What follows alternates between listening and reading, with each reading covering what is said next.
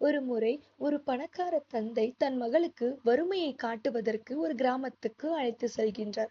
ஒரு ஏழை குடும்பத்தின் பண்ணையில் ஒரு நாள் முழுவதும் நாளை கழித்து தந்தை தன் மகளிடம் கேட்கின்றார், இன்று நீ என்ன பார்த்தாய், இன்று நீ என்ன கற்றுக்கொண்டாய் என்று.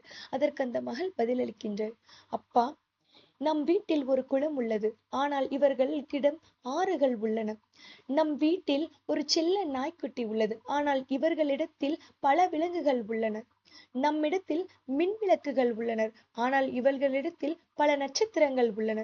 நம்மை பாதுகாப்பதற்கு நம் சுவர்களை எழுப்புகின்றோம், ஆனால் இவர்களிடத்தில் நண்பர்கள் உள்ளனர். நம் அறிவை வளப்படுத்த கலை களஞ்சியத்தை படிக்கின்றோம், ஆனால் இவர்கள் பைபிள்களையும் இதிகாசங்களையும் படிக்கின்றார்கள்.